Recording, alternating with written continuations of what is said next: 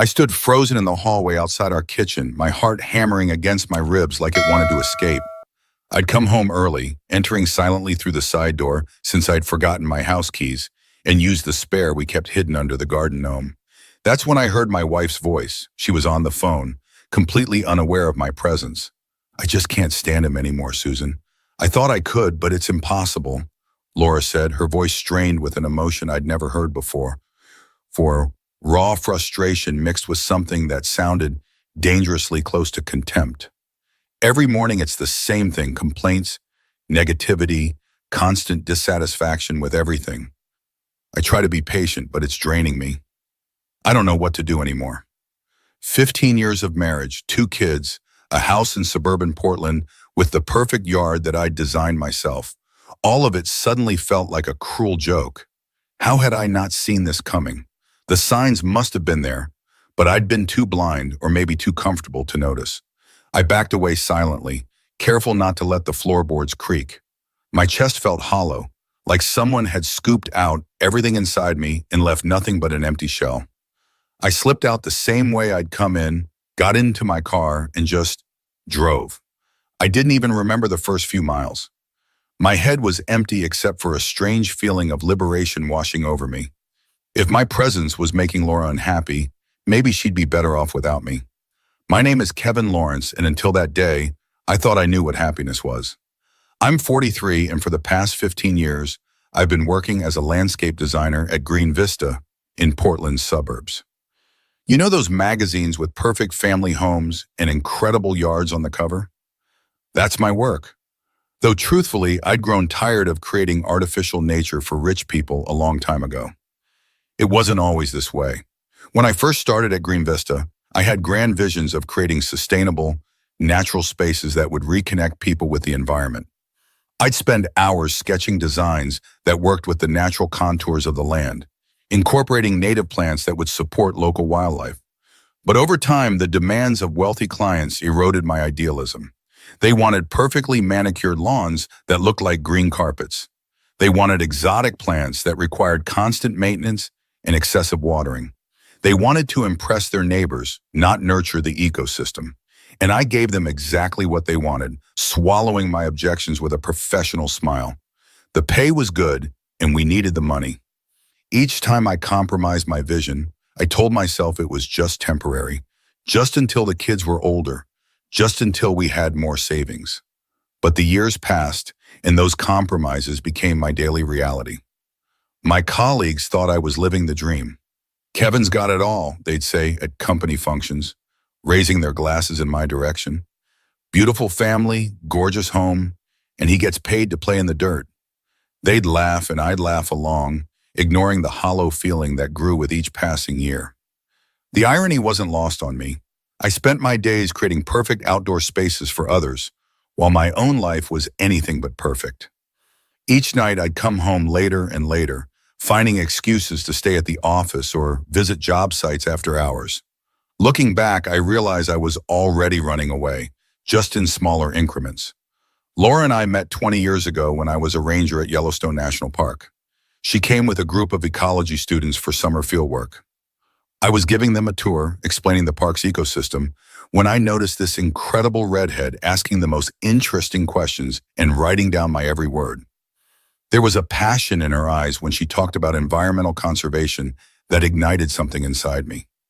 That evening, I invited her for coffee at the ranger cabin. We talked until dawn. I still remember the way the morning light filtered through the cabin windows, casting a golden glow on her freckled face. She'd told me about her dreams of becoming an environmental consultant, of helping companies reduce their ecological footprint. I'd shared my love for the wilderness, my belief that everyone needed a connection to untamed nature to feel truly alive. We'd found in each other a kindred spirit, someone who understood that humans were just one small part of a vast, interconnected web of life. Laura finished school and moved in with me. At first, we lived right in the park, in a small staff cabin. Those were the happiest years of our lives, waking up to bird song, hiking together, sitting by the campfire in the evenings talking about everything under the sun. We'd make love under the stars, feeling like the only 2 people in the world. We'd planned our future together, imagining a life dedicated to protecting the natural world we both loved so deeply. But everything changed when we had kids.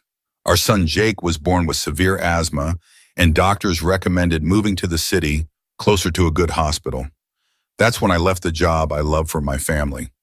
I still remember packing up our few belongings from the cabin, Laura holding baby Jake wrapped in a blanket, both of us trying not to cry as we drove away from the life we'd built together. My father helped us with the down payment on a house in Portland suburbs. I took landscape design courses and found a job at Green Vista. Laura put her career on hold to take care of Jake. At first, it seemed like a temporary solution, but as years passed, the kids grew, and I sank deeper into the routine of suburban life. Jake is now 16, his asthma under control with medication, and our daughter Emily is 14, a talented artist with her mother's red hair and my love for the outdoors. Laura eventually resumed her career and became a successful environmental consultant, often working with large corporations on greening their projects. She's a wonderful mother and was, I thought, a happy wife. But over the past few years, the distance between us had been growing. It started with small things. Conversations that used to flow effortlessly became stilted and perfunctory. How was your day? Fine, busy. Yours? Same. We stopped sharing the details that make up a life, the small victories, the frustrations, the dreams. Sex became infrequent, then rare, then almost non-existent. When was the last time we'd actually made love, not just gone through the motions? I couldn't remember. I told myself it was normal for long-term couples to go through phases. We were busy with our careers, with raising teenagers. We were tired. But deep down, I knew something fundamental had shifted between us. The vibrant, passionate woman I'd fallen in love with seemed to have disappeared, replaced by someone who moved through our shared life with quiet resignation. Had I changed too? Without a doubt. The idealistic ranger who could name every plant and animal in his territory had become a man who designed sterile landscapes for people who saw nature as something to be controlled and displayed. I'd gained weight, not a lot, but enough to make my uniform shirts strain at the buttons. The hiking boots I'd once worn daily had been replaced by loafers that never touched unpaved ground. Even my laugh had changed, becoming shorter, more restrained, as if I was afraid to take up too much space in the world. I thought it was just a life phase, teenage kids, career stress, mortgage. And then came that day. It was an ordinary Tuesday, May 27th. My meeting with a client got canceled, and I returned home earlier, hoping to work on a new project in the backyard. I'd been planning a native plant garden, a small attempt to reconnect with my old passions. I'd forgotten my house keys, so I used the spare to enter through the side door, planning to surprise Laura. That's when I heard her on the phone with her friend Susan. After hearing those devastating words, I felt like I couldn't breathe. The house I'd lived in for 15 years suddenly felt alien and hostile. I needed to get out, to think, to figure out what had happened to the life I thought we were building together. I drove aimlessly for hours, eventually finding myself at a gas station off the highway. My phone kept buzzing with texts, probably Laura wondering where I was, why I wasn't answering. I couldn't bring myself to look at them. Instead, I bought a notebook and pen and sat in my car, trying to make sense of what I'd heard. Had I really become so unbearable to live with? I tried to see my culpa through Laura's eyes. The complaints she mentioned, was that true? Had I turned into one of those middle-aged men who do nothing but grumble about everything? I thought back to our recent conversations. How many had started with me complaining about a client, or traffic, or the neighbors? How many times had I actually asked about her day and really listened to the answer? The realization hit me like a physical blow. I didn't know when I'd turned into this person, but somewhere along the way, I'd lost sight of who I used to be, who we used to be together. I wrote a short letter. Laura, I need time to think about our life. Don't worry about me. Take care of the kids. There's enough money in the account for monthly expenses. Kevin. I asked the gas station clerk to mail the envelope to my wife for $20. Then I withdrew cash from an ATM. Not everything, just my portion of our savings, turned off my phone and drove north. The decision wasn't premeditated. I hadn't packed a bag or made any plans. I was acting purely on instinct, driven by a pain so acute I couldn't think beyond the need to escape it. As the miles passed and the landscape changed from urban sprawl to rolling farmland to dense forest, I felt like I was shedding layers of the person I'd become, revealing something raw and authentic underneath. I stopped at a motel that night, a roadside place with flickering neon and clean but dated rooms. Lying on the bed, staring at the water stains on the ceiling, I thought about what I was doing. Was I having a midlife crisis? A nervous breakdown? Or was this something else entirely? A necessary rupture? A breaking point that had been building for years? I hadn't planned to go to Yellowstone, but as I studied the road atlas I'd bought at a truck stop, my phone remained off, tucked away in the glove compartment. It seemed like the only destination that made sense. Not home, not the house in Portland, but the place where I'd last felt truly alive. 2 days later, I was standing in front of the park's administrative building. It felt strange, like the last 15 years had simply dissolved. The park hadn't changed much. That was the thing about natural landscapes. They operated on a different time scale than human lives. The mountains stood as they had for millennia. The geysers erupted with the same ancient rhythm. The wildlife followed the same migratory patterns. It was comforting to know that some things remained constant, untouched by human drama and personal crises. My former boss, Bill Harris, still worked there.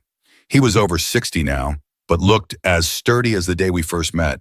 His skin tanned and weathered from decades outdoors, his handshake firm and reassuring. "Kevin Lawrence, what the hell are you doing here?" He gave me a bear hug that nearly crushed my ribs. "You look like you've seen a ghost." Maybe I had. The ghost of my former self, the man I'd been before compromises and suburban comforts had worn him away. I didn't want to lie to Bill, but I couldn't tell him the whole truth either. I said I needed a career break, time to rethink my life. Bill, the wise old bear, didn't pry. He just looked at me carefully, his eyes taking in the designer clothes that didn't quite fit right anymore. The soft hands of someone who hadn't done real physical work in years. The haunted look I couldn't quite hide. "You know," he said after a thoughtful pause, "we need someone in the northern sector. Temporary position for the summer season. The cabin's old, but the roof doesn't leak. You can patrol routes and give tours to tourists, just like the good old days." Was it really that simple? Could I step back into my old life as easily as changing clothes? Part of me doubted it, but a stronger part desperately wanted to try. That same day I filled out the paperwork and received a Ranger uniform. It was almost the same as the one I'd left 15 years ago, just with a new logo on the sleeve. When I put it on in the staff bathroom, I caught a glimpse of myself in the mirror and was startled by the transformation. Something in my posture had already changed, a straightening of the spine, a lifting of the chin. For the first time in years, I looked myself in the eye and didn't want to look away. Yellowstone's northern sector is one of the least visited areas of the park. My cabin stood on a hill overlooking a small lake, the water so clear you could count the pebbles at the bottom near the shore. The nearest neighbor, Ranger Mike, lived 5 miles away, the perfect place for someone who wants to disappear. The cabin was rustic but comfortable, a main room with a wood stove, a small kitchen, a bedroom, and a bathroom with a shower that only produced hot water if you treated the ancient water heater with respect and patience. The furniture was basic but sturdy, a bed, a table, chairs, shelves lined with field guides and park history books. There was no TV, no internet, not even reliable cell service. Just wilderness and silence. The first days were the hardest. I'd wake up in the middle of the night with panic attacks, my heart racing, sweat soaking the sheets. What had I done? How were the kids? Was Laura looking for me? Had I lost my mind? Was I having a breakdown? The questions would circle in my head like vultures, preventing sleep, preventing peace, but gradually the rhythm of the park began to soothe me. Waking at dawn, making coffee on the wood stove, stepping outside to watch the mist rise from the lake, patrolling routes, checking trail conditions, reporting wildlife sightings, giving tours to the few tourists who ventured into this part of the park, seeing their eyes widen with wonder at the same sights that had once filled me with awe daily. The physical work was challenging after years behind a desk.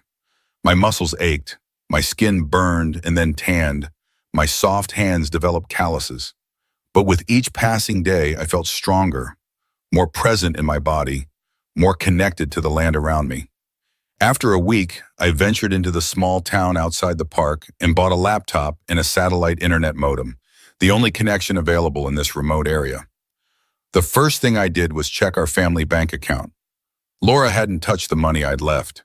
That was both reassuring and troubling. Was she doing okay financially? Had she received my letter? Was she looking for me?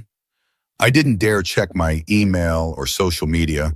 I wasn't ready to face the digital trail of my disappearance, the worried messages, the confusion, the anger that might be waiting for me.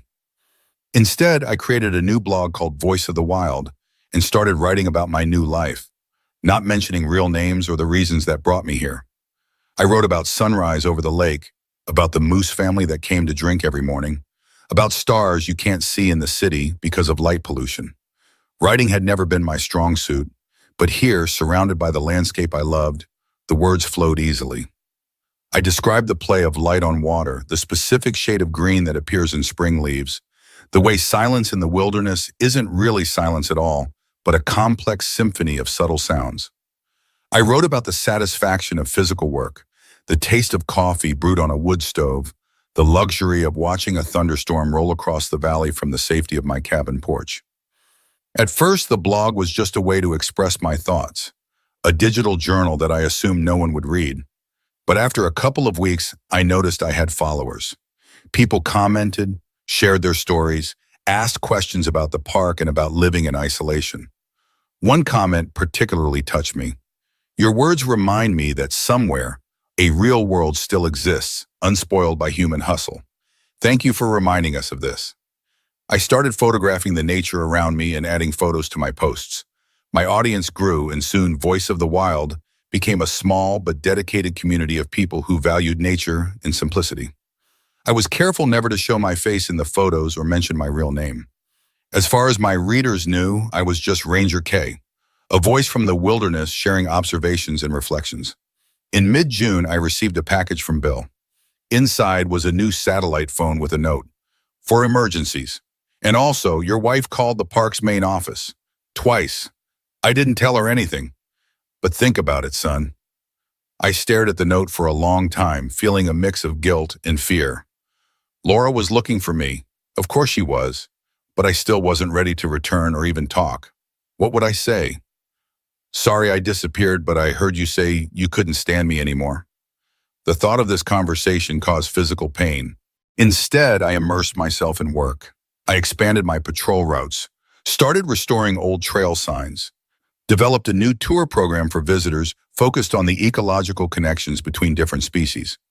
Bill noticed my activity and offered me a permanent position for the next season. I didn't give a clear answer, but the mere thought of staying here brought a strange sense of peace. On the blog, I started writing deeper, more personal texts about life choices, about compromises we make for others, about how easy it is to lose yourself in pursuit of a normal life. Without mentioning my specific situation, I wrote about my feelings, fears, hopes. Readers responded, sharing similar stories. This virtual dialogue became a kind of therapy for me. One post seemed to resonate particularly strongly with my readers. I wrote about the concept of invisible thresholds, those moments when we cross from one phase of life to another without realizing it until we're already on the other side. I wrote about how we sometimes need to step away from our lives to see them clearly, how distance can bring perspective that proximity prevents. The comments section filled with people sharing their own stories of moments when they realized they'd crossed such a threshold, when they'd become someone they no longer recognized. Was Laura reading these posts? The thought both terrified and intrigued me. Would she recognize my voice in these words? Would she understand what I was trying to articulate, even to myself? In July, the park was flooded with tourists. My relatively quiet area remained less visited, but the number of tours increased. One day I was leading a group of 12 people through a wooded area to a geyser that wasn't on the standard tourist routes. The trail was narrow in places, requiring single-file hiking, and I was careful to keep a steady pace that everyone could manage. Among the tourists was a young woman with bright red hair, exactly like Laura's in her youth. My heart ached with memories. For a moment, I thought Laura had come looking for me. But no, this girl was younger, with different facial features. Still, the resemblance was striking enough that I found myself avoiding eye contact, afraid my emotions would be too transparent. During the tour, she asked intelligent questions about the park's ecosystem and took many photos. I noticed she paid particular attention whenever I mentioned environmental conservation efforts. There was something familiar about her enthusiasm, her earnestness, that made me both nostalgic and uneasy. After the tour, when the other tourists had dispersed to explore the geyser area, she approached me. "This might seem strange, but are you Kevin Lawrence?" My heart stopped. "Yes, that's me. Do we know each other?" "Not exactly. I'm Carla, Laura's niece. She showed me your wedding photos. You disappeared a few months ago. Aunt Laura's looking for you." I didn't know what to say. Laura had never mentioned a niece named Carla, but then again, we hadn't been in touch with her side of the family for several years. The estrangement had started after a disagreement between Laura and her sister about their mother's care, and over time, the distance had just grown. Another relationship casualty that I'd accepted without question. "How is she?" I finally asked, my voice barely above a whisper. "Devastated. At first, everyone thought something terrible had happened to you. Then your letter came and she calmed down a bit, but she's still looking for you. She doesn't understand why you left." I took a deep breath. "It's complicated. I overheard something that made me think she'd be better off without me." Carla looked confused. "What did you hear?" "I came home early and heard her saying on the phone that she couldn't stand me anymore, that it was impossible." Carla's expression changed from confusion to shock, then to understanding. She shook her head slowly, her eyes wide. "Oh my God, Kevin, she was talking about a client. That horrible developer who kept changing the project and blaming her for incompetence. He made her cry several times. Aunt Laura was even thinking of quitting because of him." The ground shifted beneath my feet. A client? All this time I thought she was talking about me, about our marriage, and she was talking about a client? But she said, "I thought I could, but it's impossible." Like she was trying to save our marriage but couldn't anymore. She was talking about the project. The developer wanted the impossible, to build a shopping mall in the middle of a conservation area. Aunt Laura initially thought she could convince him to change his plans, but he was absolutely unyielding. I sat down on the nearest rock, feeling the world turn upside down. Was this all a horrible, fatal misunderstanding? For 3 months I'd been hiding here, thinking I was saving Laura from myself, when in reality, "Does she know you're here?" I asked Carla, trying to process this new information. "No, I came with friends on a national parks trip. It's just an incredible coincidence that I ended up on your tour. I didn't even know you worked as a ranger." I took out my notebook and started writing. Carla watched me with a strange expression. "Wait, you run the Voice of the Wild blog?" "Aunt Laura reads it every day." She showed me the latest post before my trip. She said it reminds her of you, of your days together in Yellowstone. I froze with the pen in my hand. "Laura reads my blog? But how did she find it?" "I don't know. Maybe by chance. She doesn't know it's you, but she says she feels a strange connection with the author." I finished writing the note and gave it to Carla. "Please give this to Laura when you return. And please don't tell her you saw me. I'll contact her myself." Carla took the note but looked unconvinced. "Are you sure? She misses you so much." I nodded, feeling a lump growing in my throat. "I need a little more time, please." The next morning, the sky was overcast with clouds. The weather forecast promised a severe thunderstorm. I called Mike to ask if he needed help evacuating tourists from the campgrounds, but he said he could manage. I spent the morning rereading old posts on my blog, trying to see them through Laura's eyes. Had she guessed that the author was her missing husband? Had she felt the familiar notes in my descriptions of nature, in my reflections? The storm began around noon, stronger than predicted. Lightning cut through the sky, thunder echoed in the mountains. I checked that all tourists from my morning group had returned to the visitor center and was relieved to see they had all checked in. The satellite phone rang around 3 p.m. It was Mike, his voice overpowering the noise of rain and wind. "Kevin, we have a problem. A group of 5 tourists hasn't returned from the Blue Lake Trail. They were last seen this morning near the trailhead.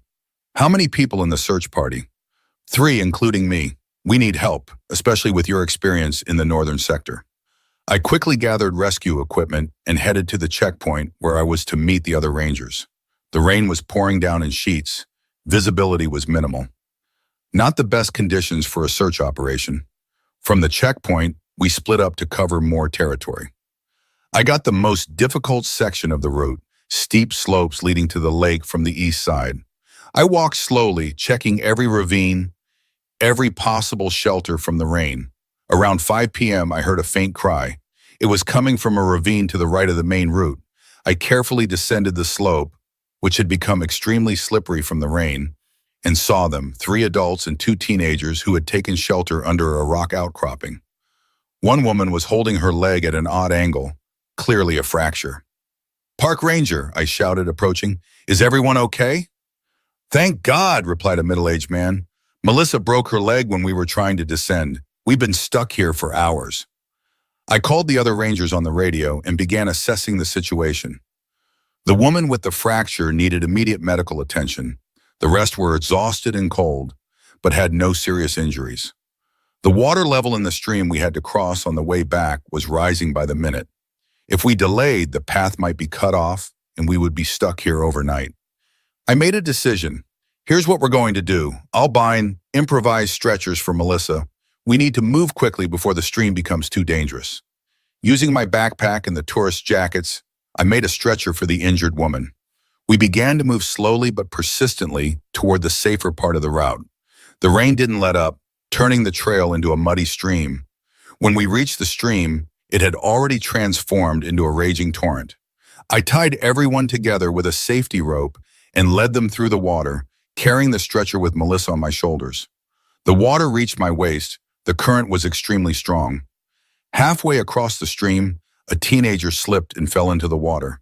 The rope tightened, but the current was too strong. I felt my feet lifting from the bottom. At the last moment, I managed to grab onto a protruding branch of a fallen tree. "Hold on to the rope," I shouted, trying to hold both the stretcher with Melissa and the rope with the other tourists. The next few minutes were a blurred struggle with water, wind, and my own exhaustion. Somehow we managed to cross to the other shore. Everyone was soaked to the bone, but alive. Mike and the other rangers met us near the main trail with stretchers for Melissa and dry clothes for everyone. When we finally reached the visitor center, a doctor was already waiting for the injured tourist. I was sitting in the corner with a cup of hot tea, shivering from the cold and adrenaline, when I noticed familiar red hair. Carla approached me with a serious expression. "I gave your note to Aunt Laura," she said quietly. "She flew here this morning." I felt my heart stop. "She's here? Where?" "At the hotel near the southern entrance.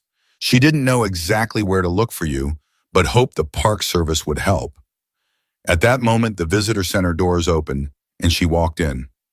My Laura, her hair was wet from the rain, her eyes quickly scanning the room. When she saw me, time seemed to stop. She approached slowly, as if afraid I would disappear if she made a sudden movement. I stood up, feeling my legs trembling, and not from the cold. "Kevin," she said, and in that one word there was so much pain, love, and relief that my eyes filled with tears. "Laura, I misunderstood everything. I thought—" She shook her head and simply hugged me tightly, as if afraid I would disappear again. I felt her tears mixing with the raindrops on my cheek.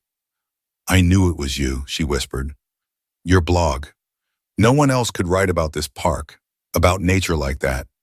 I felt you in every word." I hugged her back, feeling something broken inside me, beginning to heal slowly. "Aunt Laura, he saved tourists during the storm," said Carla, approaching us.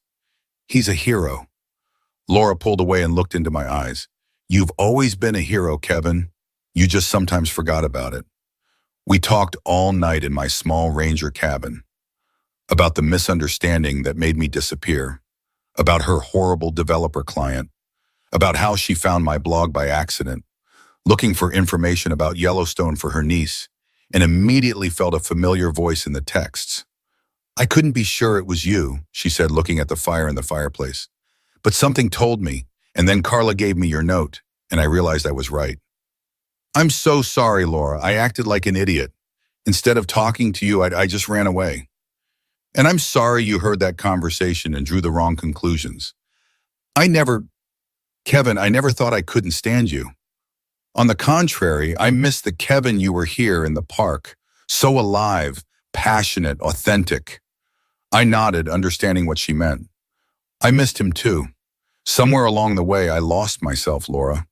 I became what I thought I should be, a successful professional, an exemplary father, a reliable husband.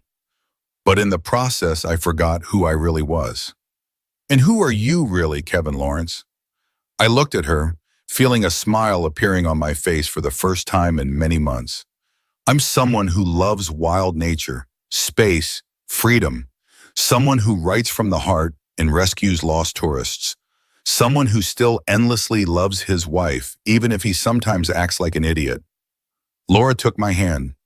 You know, the kids miss you too. Emily says she won't forgive you if you don't bring her a real Yellowstone pine cone. And Jake, he's gotten stronger. His asthma hardly bothers him now. They know where I am?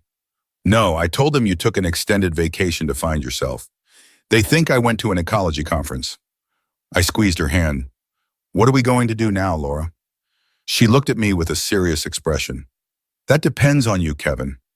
I don't want you to return to a life that makes you unhappy.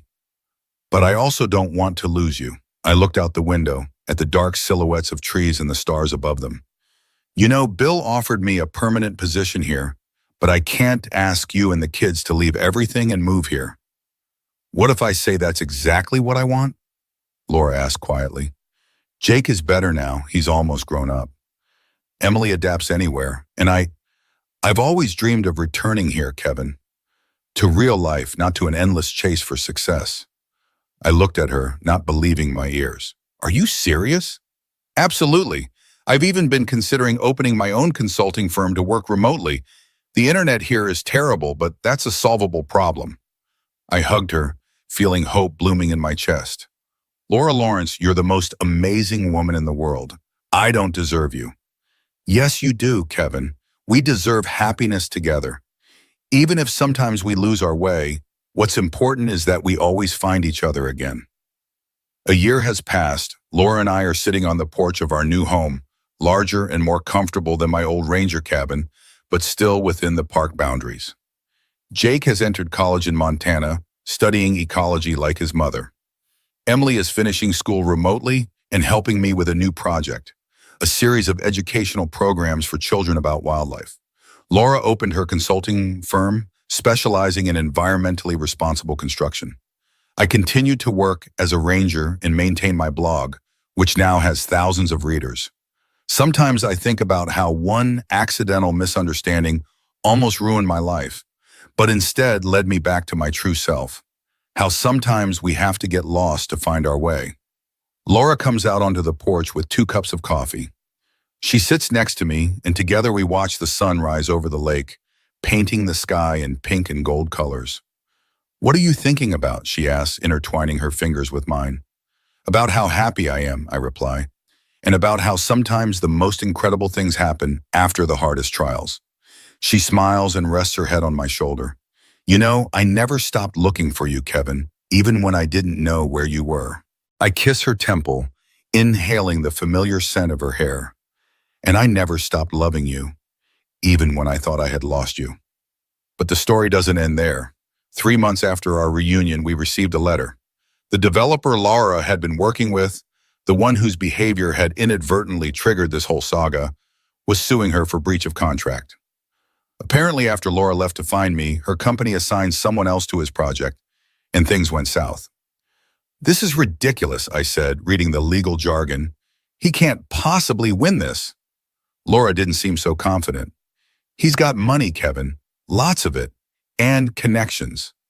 The lawsuit dragged on for months, casting a shadow over our new beginning. We had to travel back to Portland for depositions and meetings with lawyers. Each time I felt the old city closing in on me, threatening to pull me back into the life I'd escaped. One evening, after a particularly grueling day with the lawyers, Laura and I were having dinner at our old favorite restaurant in Portland when a man approached our table. I recognized him immediately from Laura's descriptions. Richard Barnes, the developer himself. Tall, immaculately dressed, with that particular smile that never reaches the eyes. Well, well, he said, looking down at us, the famous disappearing husband and the consultant who abandoned her responsibilities. Quite the pair. I started to stand up, but Laura placed her hand on mine, keeping me seated. What do you want, Richard? She asked calmly. Just saying hello to the couple who's cost me millions, he replied, his voice dripping with false politeness. You know, when this is over, I'll own that little consulting firm of yours. Maybe even that charming cabin in the woods I've heard so much about. Something in his tone, the way he mentioned our cabin, made my blood run cold. How did he know about that? You're stalking us? I asked, unable to keep the anger from my voice. He laughed, a sound as artificial as everything else about him. Let's call it due diligence. I like to know who I'm dealing with. He leaned closer. For instance, I know about your little episode, Kevin, running away from your problems. What kind of man does that? I wonder what the Park Service would think if they knew their ranger was unstable. I felt Laura's grip tighten on my hand, warning me not to take the bait. Goodbye, Richard, she said firmly. We'll see you in court.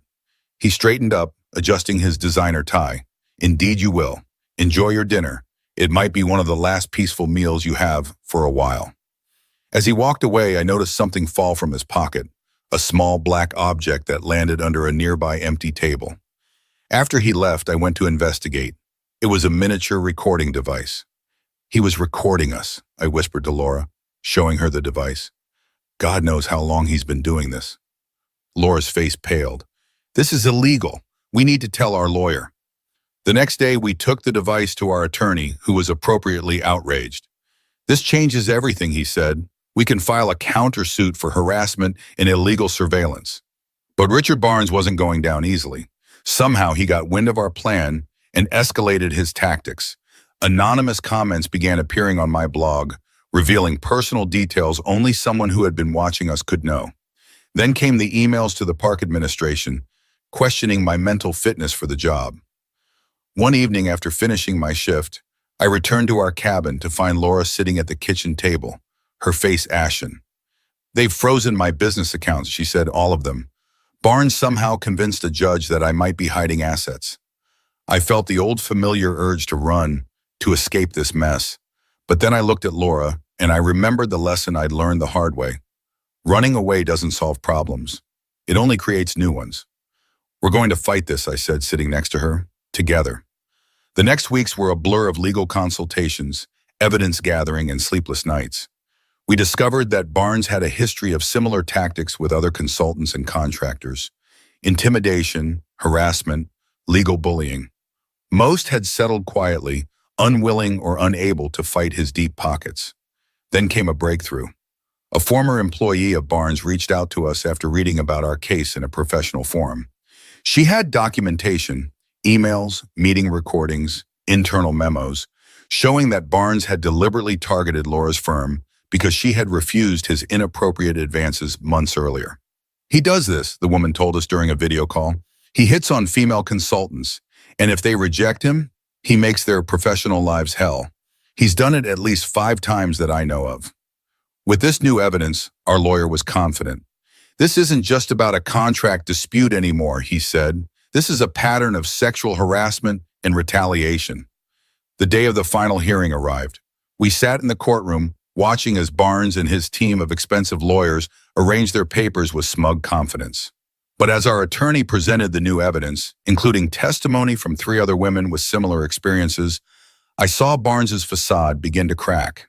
The judge, a stern-faced woman in her 60s, was clearly disturbed by the pattern the evidence revealed. Mr. Barnes, she said at one point, I find these allegations extremely troubling. By the end of the day, the ruling was clear. Not only was Laura's contract termination justified, but Barnes was ordered to pay damages for harassment and legal costs. Additionally, the judge referred the case to the district attorney for possible criminal charges related to the illegal surveillance. As we left the courthouse, Laura squeezed my hand. It's finally over, she whispered, but I knew it wasn't quite over for Barnes. As we walked down the steps, we saw him surrounded by reporters, his carefully constructed image crumbling before the cameras. The business empire he'd built on intimidation and fear was about to face a very public reckoning. That night, back in our cabin in Yellowstone, we sat on the porch watching the stars. The legal battle had been exhausting, financially and emotionally, but we had emerged stronger. You know what's ironic? Laura said, leaning against me. If I hadn't complained about Barnes on the phone that day, you wouldn't have left. I wouldn't have found you through your blog, and we wouldn't be here now, living the life we always wanted. I chuckled. And if I hadn't overheard you and misunderstood, Barnes might still be harassing women with impunity. So our misunderstanding led to something good after all. I pulled her closer. More than good, it led us back to each other, to our true selves. In the year that followed, Laura's consulting business flourished as she became known for standing up to Barnes. My blog evolved into a book deal about rediscovering authenticity in a world of artifice. Jake graduated with honors and joined an environmental protection agency. Emily decided to attend college near Yellowstone, studying wildlife photography. And Richard Barnes? His empire didn't survive the scandal. 3 more women came forward with similar stories after our case made the news. His investors pulled out, his project stalled, and his reputation was irreparably damaged. The last we heard, he was trying to rebuild his life in another state, hopefully having learned a hard lesson about respect and consequences. Sometimes life's greatest challenges come disguised as misunderstandings or mistakes. For us, a painful misunderstanding became the catalyst for rediscovering what truly mattered. Not success as defined by others, not the appearance of a perfect life, but authentic connection with each other and with the world around us. As I sit here writing this final entry, watching Laura photograph a moose family by the lake, I'm grateful for that terrible day when I overheard her words and made the worst possible assumption. Because sometimes you have to lose your way completely before you can find the path that was meant for you all along.